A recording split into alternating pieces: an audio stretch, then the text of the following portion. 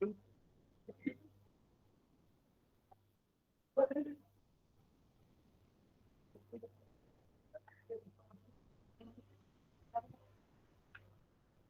है बच्चों, हम पाठ जो है प्रारंभ करते हैं। तो आज की कक्षा में पाठ नंबर 5 और पाठ का नाम है चित्रकूट में भरत।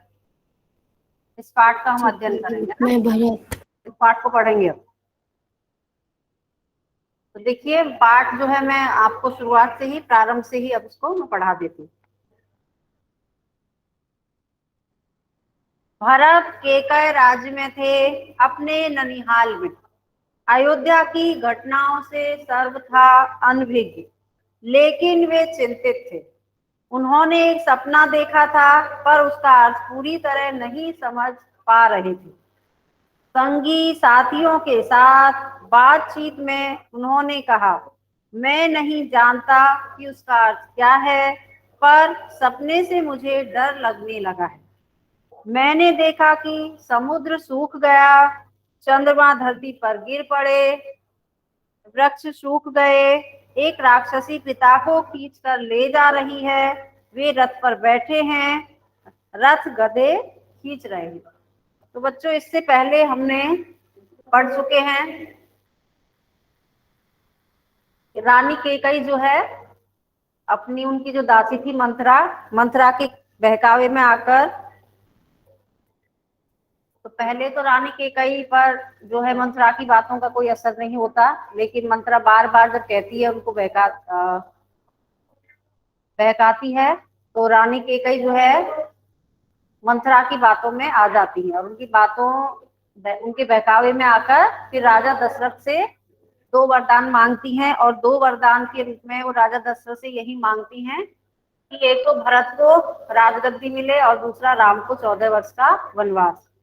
तो राम भी अपने पिता की आज्ञा मानकर इसे 14 वर्ष का वनवास के लिए वो चले जाते हैं। उसके बाद जब उस ये सब घटनाओं की जानकारी जो अयोध्या में जो घटित हो रहा था, उस समय भरत अयोध्या में उपस्थित नहीं थे। अर्थात भरत जो है उस समय कहाँ थे? अपने ननिहाल में, अपने नाना के पास। ननिहाल में थे, अपने नाना के पास थे।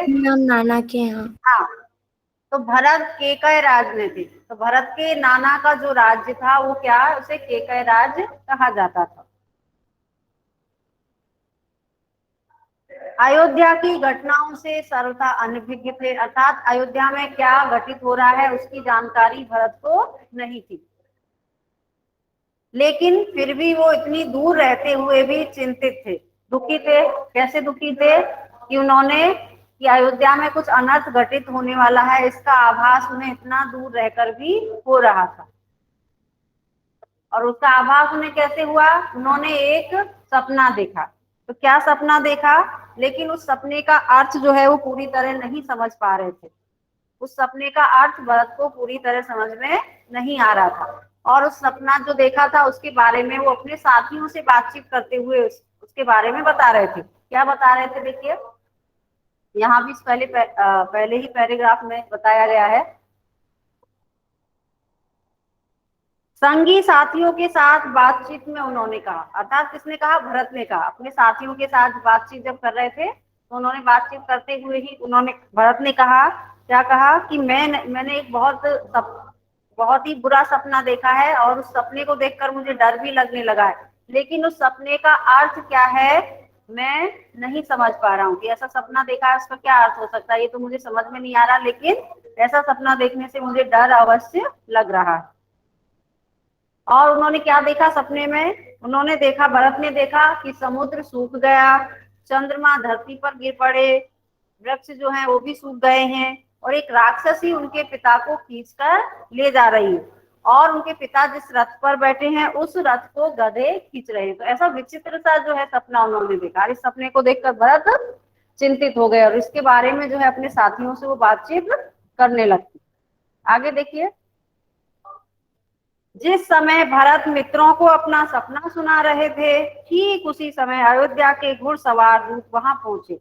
घुड़सवारों ने छोटा रास्ता चुना था जल्दी पहुंचने के लिए। भरत को संदेश मिला, वे तत्काल अयोध्या जाने के लिए तैयार हो गए। ननिहाल में भरत का मन नहीं लग रहा था, उचट गया था। वे अयोध्या पहुंचने को उतावले थे। तो जिस समय भरत अपने दोस्तों को, अपने मित्रों को, अपने दोस्तों को अपने सपने के बारे में सुना रहे थे, उसी समय, बिल्कुल ठीक उसी समय अयोध्या के जो दूत हैं वो वहां पर, कहां पर, केकय राज में पहुंचते हैं और भरत को समाचार मिलता है। भरत को जल्दी ही अयोध्या पहुंचने का समाचार भी मिलता है। जैसे ही भरत को संदेश मिला, उसी समय भरत भी क्या है, अयोध्या जाने के लिए तुरंत तैयार हो जाते हैं। और अब उनका मन जो है अपने ननिहाल में नहीं लग रहा था, वे अयोध्या पहुंचने को उतावले थे, अर्थात उन्हें भी जल्दी थी अयोध्या पहुंचने की, वो भी जल्दी से जल्द जो है अयोध्या पहुंचना चाहते थे। केकय राज ने भरत को विदा किया 100 रथों और सेना के साथ। उन्हें घुड़सवारों से अधिक समय लगा, लंबा रास्ता पकड़ना पड़ा। सेना और रथ खेतों से होकर नहीं जा सकते थे। वे 8 दिन बाद अयोध्या पहुंचे, नदी पर्वत लांघते, थके हुए और चिंतित। तो आगे इसमें बताया गया, देखिए, केकय राज ने भरत को विदा किया। तो जैसे ही अयोध्या के दूतों के द्वारा जो समाचार मिला, भरत को तुरंत ही अयोध्या का बुलावा आया है, तुरंत ही भरत को अयोध्या जाना चाहिए। तो भरत भी उसी समय तैयार हो जाते हैं और केकय राज फिर भरत को विदा कर देते हैं। तो अकेले विदा नहीं करते हैं, भरत के साथ क्या थे, 100 रथ और सेना, वो भी भरत के साथ भेजी गई। और उन्हें जो संदेश लेकर आए थे, जो दूत अयोध्या से पहुंचे थे, उनकी तुलना में अधिक समय लगा। क्यों? क्योंकि वो घुड़सवार दूत थे, वो तो क्या है, उन्होंने छोटा रास्ता चुना, जल्दी समाचार पहुंच सके भरत तक, इसलिए उन्होंने छोटा रास्ता चुना था। अब जब पूरी सेना थी, तो पूरी सेना तो क्या है, लंबे रास्ते से जाएगी, छोटे रास्ते से पूरी सेना में क्या है, हाथी है, घोड़े हैं, तो वो क्या है, वो छोटे रास्ते से नहीं जा सकते थे, इसलिए उनको अधिक समय लगा। और दूसरा कारण है इसका, सेना रथ और खेतों से होकर नहीं जा सकती। तो पूरी सेना और रथ है, ये खेतों में होकर सीधे नहीं जा सकते थे। वे 8 दिन बाद अयोध्या पहुंचे। तो उनको कितना समय लग गया? 8 दिन का।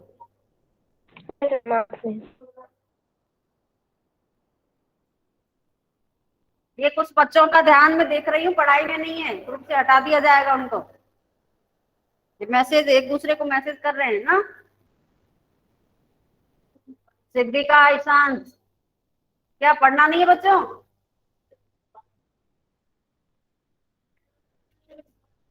हाँ, मुझे इधर नजर आ रहा है, आप लोग पढ़ाई में ध्यान दीजिए, ये ठीक नहीं है ये सब।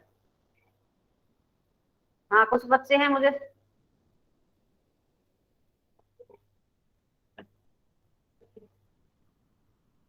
तो 8 दिन बाद जो है भरत अयोध्या पहुंचे।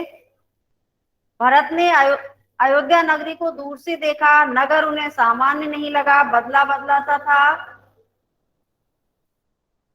हाँ, ये कौन है? ईशान।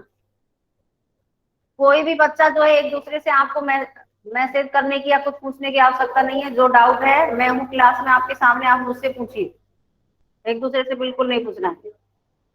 बुक में ध्यान दीजिए, आप अपनी पढ़ाई में ध्यान दीजिए। भरत ने अयोध्या नगरी को दूर से देखा। नगर उन्हें सामान्य नहीं लगा, बदला बदला सा था। अनिष्ट की आशंका उनके मन में और गहरी हो गई। यह मेरी अयोध्या नहीं है, क्या हो गया है इसे? उन्होंने पूछा। सड़कें सूनी हैं, बाग बगीचे उदास हैं, सब लोग कहाँ गए? वह तुमुलनाथ कहाँ है? पक्षी भी कलरव नहीं कर रहे हैं, इतनी चुप्पी क्यों? किसी ने भरत के प्रश्नों का उत्तर नहीं दिया। तो भरत जब अयोध्या पहुंचते हैं, तो दूर से ही उन्हें अपनी अयोध्या नगरी दिखाई देने लगती है। उसके बाद उन्होंने देखा कि अयोध्या जैसे पहली हुआ करती थी, वैसा उन्हें अयोध्या नगर सामान्य नहीं दिखाई दिया। उन्हें कुछ बदला बदला सा नजर आ रहा था और एक अनर्थ की जो आशंका, अनर्थ घटना घटित होने का जो डर था, वो उनके मन में समा गया था। और फिर वो अपने आप से ही पूछने लगे, ये कौन है? दिवजीत, ये दिवजोत।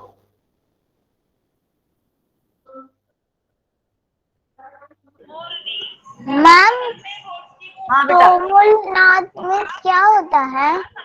क्या? तमिलनाडु। हाँ, बता रहे हैं कि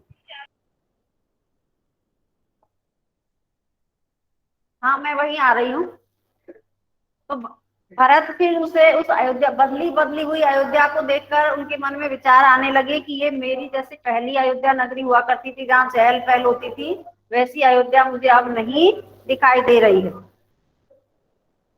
सड़कें सूनी दिखाई दे रही थी उनको, बाग बगीचों में भी जैसे उदासी छाई हुई हो, लोगों की चहल पहल वो भी उनको नहीं दिखाई दे रही थी। और तुमुलनाद कहाँ, पक्षी भी कलरव नहीं कर रहे हैं।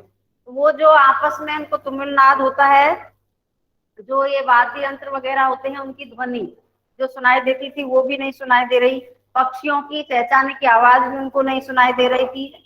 और इतनी चुप्पी क्यों, इतनी चुप्पी मतलब बिल्कुल सन्नाटा वहां पर छाया हुआ था, लेकिन किसी ने भी वहां पर भरत के प्रश्नों का कोई उत्तर नहीं दिया। नगर पहुंचते ही भरत सीधे राजभवन गए, महाराज दशरथ के प्रासाद की ओर। महाराज वहां नहीं थे। फिर वे केकई के महल की ओर बढ़े। माँ ने आगे बढ़कर पुत्र को गले लगा लिया, परंतु भरत की आंखें पिता को ढूंढ रही थी। उन्होंने माँ से पूछा, पुत्र तुम्हारे पिता चले गए हैं। तो नगर जैसे ही भरत अयोध्या में प्रवेश किया, उसके बाद सीधे राजभवन में भरत प्रवेश करते हैं। और सबसे पहले राजा दशरथ के प्रासाद, प्रासाद का अर्थ है महल, प्रासाद का क्या अर्थ है, महल। तो राजा दशरथ के महल की तरफ ही वो जाते हैं और वहां जाकर देखते हैं कि राजा दशरथ उनको नहीं मिले। फिर वे केकई के महल की ओर बढ़े। जब राजा दशरथ उनके महल में उनको नहीं दिखाई दिए भरत को, तो अपनी माँ केकई के महल की तरफ जाते हैं। फिर केकई जो है उनकी माँ वो अपने पुत्र को गले लगाती है, किंतु भरत की आंखें अपने पिता को ही ढूंढ रही थी। उन्होंने माँ से पूछा, फिर भरत ने जब अपने पिता को नहीं देखा अपने भवन में, अपने राजभवन में, तो भरत जो है अपनी माँ केकई से पूछते हैं, पिता के बारे में पूछते हैं। तो केकई भरत को क्या जवाब देती है, वो कहती है कि पुत्र तुम्हारे पिता क्या है, चले गए, वहां जहां एक दिन हम सबको जाना है उनका निधन हो गया। तो केकई फिर पूरी बात बताती है कि वो चले गए हैं और ऐसी जगह चले गए हैं, वहां ऐसी जगह पर जहां सभी मनुष्यों को एक दिन जाना होता है, अर्थात उनका निधन हो चुका है, उनकी मृत्यु हो चुकी है। भरत यह सुनते ही शोक में डूब गए, पछाड़ खाकर गिर पड़े, विलाप करने लगे। माँ केकई ने उन्हें उठाया, ढांढस बंधाया, कहा, उठो पुत्र, यशस्वी कुमार शोक नहीं करते, तुम्हारा इस प्रकार दुखी होना उचित नहीं है। राजगुणों के विरुद्ध है, अपने आप को संभालो।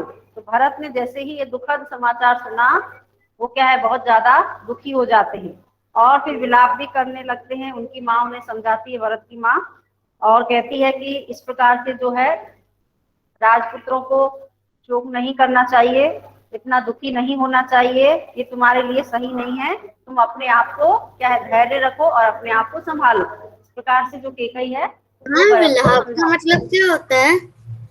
विलाप, रोना, जोर जोर से रोना क्या होता है ना, उसको विलाप करना कहते हैं। क्या से क्या हो गया, भरत यह मानकर चल रहे थे कि पिता राज्याभिषेक की तैयारियों में व्यस्त होंगे, सब कुछ उल्टा हो गया। उन्होंने मेरे लिए कोई संदेश दिया, भरत ने माँ से पूछा। नहीं, अंतिम समय में उनके मुंह से केवल 3 शब्द निकले, हे राम, हे सीते, हे लक्ष्मण, तुम्हारे लिए कुछ नहीं कहा।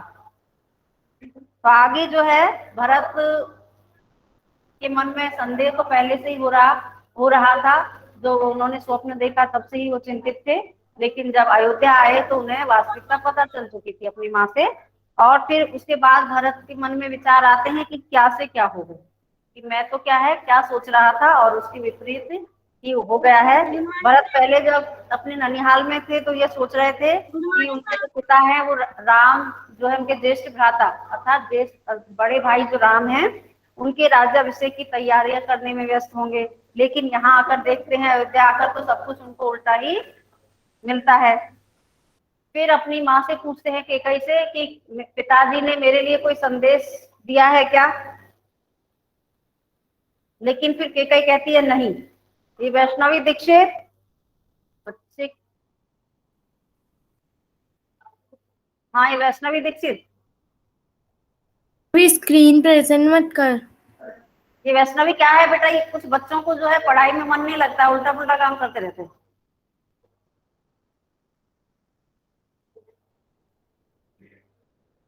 नहीं, अभी मैं जो पढ़ाया है उससे संबंधित प्रश्न मैं अभी पूछना स्टार्ट करती हूँ अभी आप लोगों से। नहीं पढ़ोगे ध्यान से तो आप जो है प्रश्नों के उत्तर नहीं दे पाओगे, इसलिए जो भी पढ़ाया जा रहा है ध्यान से सुनो बच्चों उसको। एक दो बच्चे 6 वाले बच्चे,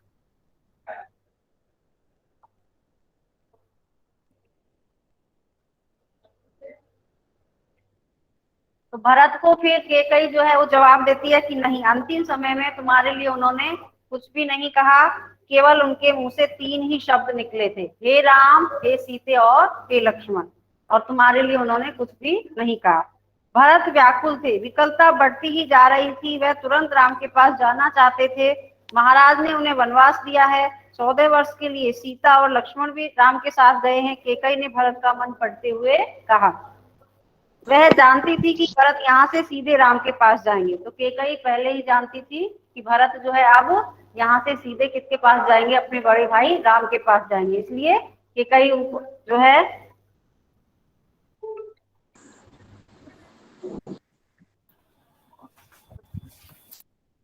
भरत जो है बहुत ही परेशान हो गए, और उनकी जो परेशानी थी वो बढ़ती ही जा रही थी। 1 मिनट बच्चों रुकिए ना, ओके मैम। बस 1 minute.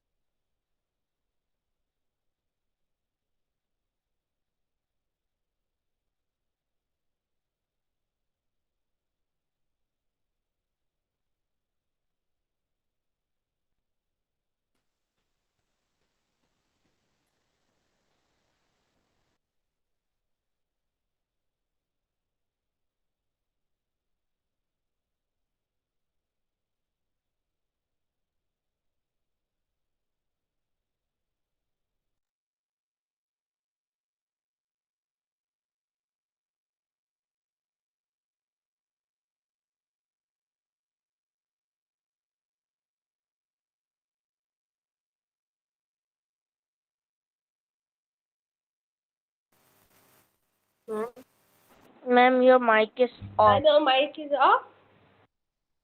Ma'am, your mic is off. Ma'am आपका माइक ऑफ है। हाँ मैंने सुन लिया, मैम ने किया है माइक ऑफ। इतने बच्चों को बोलने की आवश्यकता नहीं है, एक बात को 10 बच्चे बोलेंगे। हाँ आगे देखिए, तो भरत बहुत ज्यादा परेशान थे और उनकी परेशानी बढ़ती ही जा रही थी, और अब वो वहां से अपनी माँ से मिलने के बाद जो है अपने बड़े भाई राम के पास जाना चाहते थे। तो केकई इस बात को केकई ने पता नहीं कुछ भी टाइप कर दिया। केकई इस बात को समझ गई थी, इसलिए वह भरत को बतलाती है। क्या कहती है वह भरत से, महाराज ने उन्हें वनवास दे दिया है 14 वर्ष के लिए। तो केकई भरत को कहती है, उनको बतलाती है भरत को, कहती है कि राजा दशरथ ने राम को 14 वर्ष का वनवास दे दिया है, और सीता और लक्ष्मण ये दोनों भी राम के साथ वन में गए। तो इस प्रकार से जो है केकई भरत को राम, लक्ष्मण और सीता के बारे में जानकारी देती है। परंतु वनवास क्यों, भ्राता राम से कोई अपराध हुआ? तो आगे फिर भरत पूछते हैं केकई से कि राम को वनवास क्यों दिया गया, क्या राम से कोई गलती हुई है, ऐसा अपराध हुआ है जिसके कारण उनको वनवास दिया गया? तो फिर केकई कहती है भरत से, जवाब देती है उनको, राम ने कोई अपराध नहीं किया, महाराज ने उन्हें दंड भी नहीं दिया। कि राम ने ऐसा कोई अपराध या कोई गलती भी राम से नहीं हुई है, ना ही राजा दशरथ ने उन्हें कोई दंड दिया है। इसके लिए मैंने महाराजा दशरथ से प्रार्थना की थी, मुझे तुम्हारे हित में यही उचित लगा। तो कहती है कि इसके लिए मैंने क्या किया, राजा दशरथ से प्रार्थना की थी, और तुम्हारे भलाई के लिए मुझे यही सही लगा, इसलिए मैंने ऐसा किया। मैं तुम्हारा अहित नहीं देख सकती, अर्थात मैं तुम्हारा बुरा होते हुए नहीं देखना चाहती थी, केकई ने कहा। केकई इस प्रकार से जो है भरत से कहती है कि राजा दशरथ ने ना तो राम से कोई गलती हुई है जिसके कारण राजा दशरथ ने उन्हें वनवास दिया, और ये वनवास देने के लिए मैंने ही राजा दशरथ से या महाराज से मैंने ही प्रार्थना की थी और मुझे इसी में तुम्हारी भलाई दिखी, इसलिए मैंने ऐसा किया। वरदान की पूरी कथा सुनाते हुए उन्होंने कहा, उठो पुत्र, राजगद्दी संभालो, अयोध्या का निष्कंटक राज्य अब तुम्हारा। तो आगे फिर कैकेयी क्या कहती है, जो दो वरदान के रूप में कैसे उसने राजा दशरथ से क्या क्या मांगा, ये भी वो पूरी बात भरत को बताती है और कहती है कि पुत्र अब उठो, पूरा जो है राज्य सिंहासन पर तुम्हारा ही अधिकार है, तुम पूरे इस राज्य को संभालो। अयोध्या का राज्य जो है अब निष्कंटक, अर्थात तुम्हारे रास्ते में और कोई बाधा नहीं है, अब पूरे राज्य पर तुम्हारा ही अधिकार है। क्योंकि यदि ज्येष्ठ भ्राता राम होते तो वो अभी अपना अधिकार व्यक्त कर सकते थे, अपना अधिकार जताते, लेकिन अब वो तो है नहीं, वनवास चले गए, तो इसलिए पूरा एक छत्र पूरे राज्य पर अब तुम्हारा ही केवल और तुम्हारा ही अधिकार है, तो इसलिए तुम इस राज्य को संभालो। तो जैसे ही भरत ने कैकेयी के मुंह से ये सुना, भरत अपना क्रोध रोक नहीं सकते, चीख पड़े, यह तुमने क्या किया माते, ऐसा अनर्थ, घोर अपराध, अपराधनी हो तुम, वन तुम्हें जाना चाहिए था, राम को नहीं। मेरे लिए यह राज अर्थहीन है, पिता को खोकर, भाई से बिछड़कर नहीं चाहिए मुझे ऐसा राज्य। जैसे ही भरत ने ऐसा सुना कैकेयी से, तो भरत बहुत ज्यादा क्या है, क्रोधित होते हैं, बहुत गुस्सा होते हैं और जोर जोर से चिल्लाने भी लगते हैं और अपनी माँ से कहते हैं कि हे माँ, तुमने ये क्या किया, तुमने बहुत ही गलत किया, बहुत बड़ा अपराध तो तुमने किया है और अपराध करने के कारण वनवास तो तुम्हें होना चाहिए था, राम को नहीं हो, इसलिए तुम अपराधी हो। और मेरे लिए ये राज्य क्या है, कोई इस राज्य का कोई महत्व नहीं है, क्योंकि मुझे ऐसा राज्य नहीं चाहिए जिस राज्य के कारण मेरे पिता मुझसे दूर हो गए, पिता मुझसे बिछुड़ गए, भाई मुझसे अलग हो गए, तो ऐसा राज्य मुझे बिल्कुल भी मंजूर नहीं। भरत इस प्रकार से कैकेयी से कहते हैं। इसी बीच मंत्रीगण और सभासद भी वहां आ गए। तो भरत और कैकेयी के बीच जो ये संवाद हो रहा था, बातचीत हो रही थी दोनों के बीच आपस में, उसी समय जो है मंत्रीगण और उनकी सभा के जो सदस्य थे वो भी वहां पर आ जाते हैं। भरत बोलते रहे, तुमने पाप किया है माते, इतना साहस कहाँ से आया तुम में, किसने तुम्हारी बुद्धि भ्रष्ट की, उल्टा पाठ किसने पढ़ाया, ये अपराध अक्षम्य है, मैं राजपद नहीं ग्रहण करूंगा, तुमने ऐसा सोचा कैसे। फिर भरत कहते हैं अपने विचार व्यक्त करते हुए, भरत अपनी माँ से कह रहे थे कि तुमने तो बहुत पाप का काम किया है और इतना ऐसा कार्य करने की हिम्मत कहाँ से आई तुम में, और ये तुम्हारी बुद्धि को किसने भ्रष्ट किया है, किसने तुम्हें उल्टा पाठ पढ़ाया है कि ऐसी उल्टी सीख देने वाला कौन है, तुम ऐसा काम नहीं कर सकती हो। फिर कहते हैं कि तुमने जो अपराध किया है ये क्षमा करने के लायक भी नहीं है, हाँ ये ऐसी गलती है या ऐसा अपराध है, इसकी क्षमा भी नहीं मिल सकती है तुम्हें, और मैं इस राजपद को बिल्कुल भी स्वीकार नहीं करूंगा, तुमने ऐसा सोच भी कैसे लिया। फिर सभासदों की तरफ मुड़ते हुए भरत ने हाथ जोड़कर कहा, आप भी सुन ले, मेरी माँ ने जो किया है उसमें मेरा कोई हाथ नहीं है, मैं राम की सौगंध खाकर कहता हूँ, मैं राम के पास जाऊंगा, उन्हें मना कर लाऊंगा, प्रार्थना करूंगा कि वे गद्दी संभाले, मैं दास बनकर रहूंगा। तो आगे जो है भरत जो सभासद थे, मंत्रीगण थे, उनके सामने हाथ जोड़कर उनसे कहते हैं कि आप ये सुन लीजिए कि ये सब जो है षड्यंत्र किया है ये मेरी माँ ने किया है, मेरा इसमें कोई योगदान नहीं है, मैंने अपनी माँ का कोई साथ नहीं दिया है। मैं अपने भाई राम की सौगंध खाकर कहता हूँ कि मैं राम के पास जाऊंगा और अपने भाई को क्या है वापस मनाकर लेकर आऊंगा और उनसे प्रार्थना करूंगा कि वो ही इस राज्य को संभालें, मैं तो केवल उनका सेवक बनकर रहना चाहता हूँ। हाँ आगे देखिए, भरत बहुत उत्तेजित हो गए, हाँ भरत बहुत उत्तेजित हो गए थे, स्वयं पर नियंत्रण नहीं रख सके, बोलते बोलते उनकी सांस उखड़ने लगी, वे चटाकर धरती पर गिर पड़े। तो भरत जो है बहुत ज्यादा क्रोधित हो गए थे और अपनी माँ को भी वो ऊंची वाणी में जो है या जोर जोर से आवाज में वो बोलने लगे और खुद का भी उन पर कोई नियंत्रण नहीं रहा और बोलते बोलते क्या उनकी सांसें भी उखड़ने लगी और अंत में वो चकराकर धरती पर गिर जाते। सुध बुध लौटी तो भरत रानी कौशल्या के महल की ओर चल पड़े।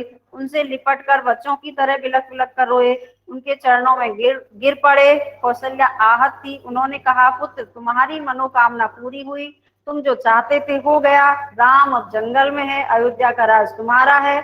मुझे बस एक ही दुख है, कैकेयी ने राज लेने का जो तरीका अपनाया वह अनुचित था, निर्मम था। पर तुम राज करो पुत्र, मुझ पर एक दया करो, मुझे मेरे राम के पास भिजवा दो।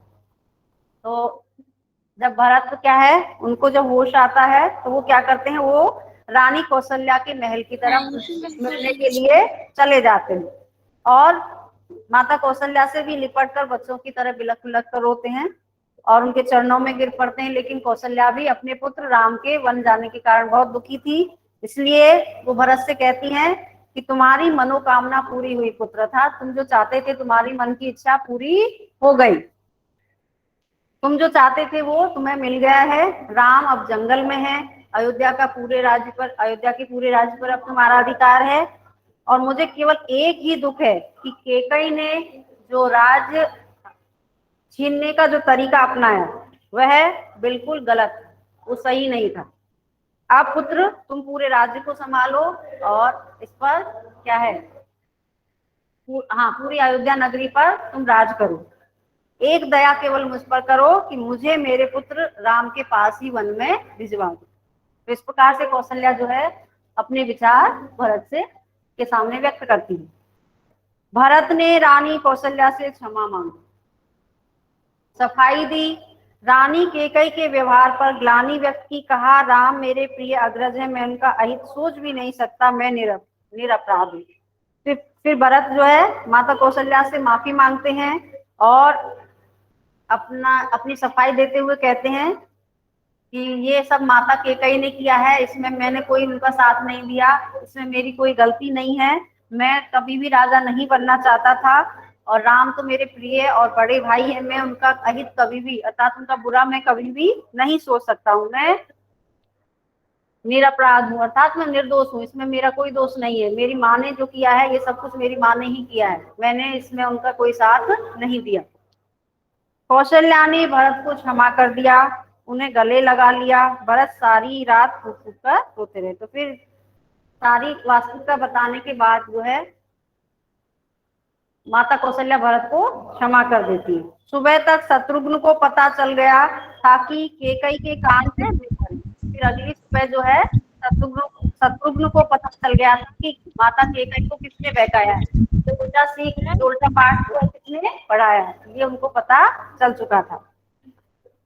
मंथरा अयोध्या के घटनाक्रम से घबरा गई थी। तो मंथरा ने देखा कि अयोध्या में क्या है, भरत बहुत ज्यादा क्रोधित हैं और माता कैकेयी को भी वो भला बुरा कह रहे हैं। ये सारी घटना से मंथरा जो है बहुत घबरा गई थी कि यदि अब भरत को पता चल गया कि मैंने ऐसी सीख दी है रानी कैकेयी को, तो क्या है मेरी खैर नहीं है अब। तो कुछ दिनों से किसी ने उसे नहीं देखा। भरत और शत्रुघ्न राम को वापस लाने पर मंत्रणा कर रहे थे। तो कुछ दिनों से जो है माता कैकेयी को किसी ने भी अयोध्या, सॉरी कैकेयी नहीं है मंथरा, ये मंथरा जो है दासी, इसको किसी ने भी अयोध्या में नहीं देखा। और भरत और शत्रुघ्न दोनों भाई जो है आपस में राम को वापस लाने के लिए विचार बना रहे थे। तभी शत्रुघ्न की दृष्टि से बचकर निकलती मंथरा पर पड़ी। तभी जो शत्रुघ्न की नजर जो है मंथरा पर पड़ती है, वो बचकर छिपकर जा रही थी, छिपकर बचकर जाना चाहती थी, लेकिन शत्रुघ्न की नजर उस पर पड़ जाती है। तो शत्रुघ्न क्या करते हैं, लपक कर उसके बाल पकड़कर मंथरा को खींच लेते हैं और खींचते हुए भरत के सामने उसको ले आते हैं और भरत को दासी की भूमिका बताई। शत्रुघ्न उसे जान से मार देने के लिए तैयार थे, लेकिन भरत ने बीच बचाव किया। तो शत्रुघ्न तो क्या है, उसको बिल्कुल मंथरा जो दासी थी उसको जान से ही मारना चाहते थे, लेकिन भरत ने उनको समझाया। ठीक है बच्चों, आज की कक्षा में इतना ही है ना, आगे फिर अगली कक्षा में पढ़ेंगे। अब ये पाठ और बाकी नहीं हुआ है, तो घर में भी एक बार पढ़ लीजिए। Thank you ma'am for teaching us. Bye bye ma'am. Thank you, ma'am. Thank you ma'am for teaching us. Bye bye. Thank you, ma'am, for teaching us. Thank you ma'am for teaching us. Bye bye ma'am. Collect Sally present ma'am. Thank you, ma'am, for teaching us.